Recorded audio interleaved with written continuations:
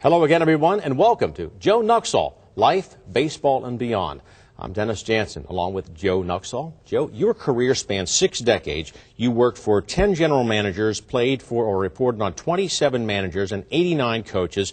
You played with and against and observed literally thousands of players. How many games do you estimate that you have seen or participated in over the years? I guess, Denny, when you look at it, probably over 10,000 baseball games we've either watched or were a part of, and that doesn't count the minor league games. 6 years really in the minor leagues, so well over 10,000 ball games. What about the fascination with baseball? What is it? It's played in a park.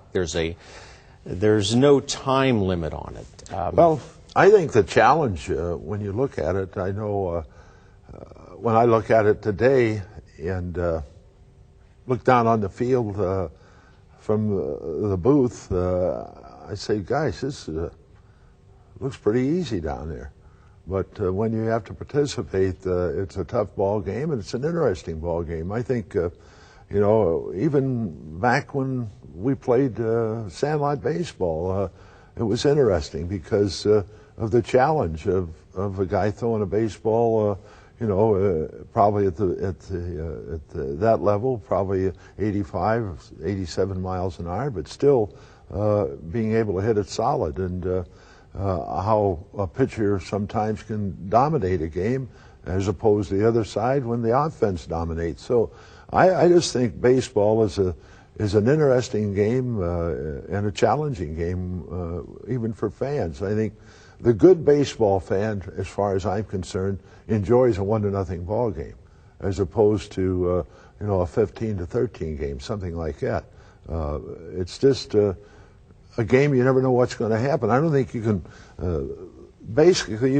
don't think you can predict what's going to happen in a ball game. I know many times when I look back at, we have faced pitchers from the opposition that we get a report, say, well, this kid Billy Jones pitched for the Little Rock Travelers this year and was a 5 or 4 earned run out, blah blah blah, and he comes up and shuts you out. So to predict the game is pretty difficult, and I think the challenges of it and makes it a very interesting game.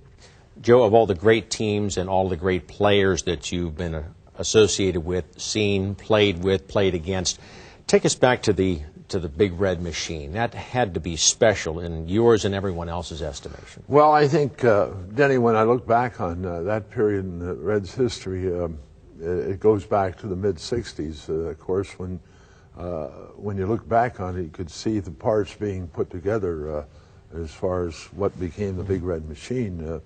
I was still playing, and of course, Pete came up, Tommy Helms came up, Lee May came up, who else? Johnny Bench came up, Tony Perez.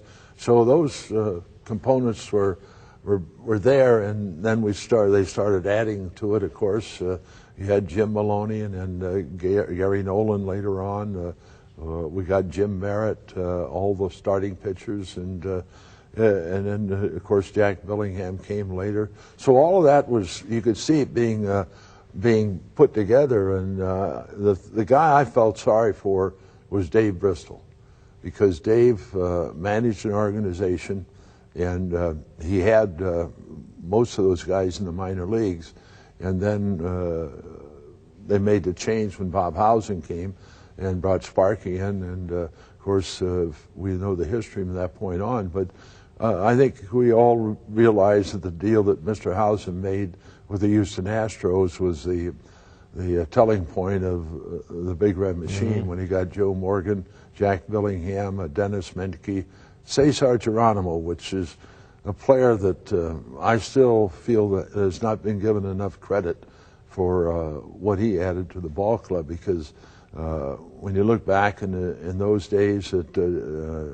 defensive players, that there was, I don't think, anyone better in center field than Geronimo, and I think one of his strong points, certainly along with his glove, was his arm. He had a great throwing arm, and then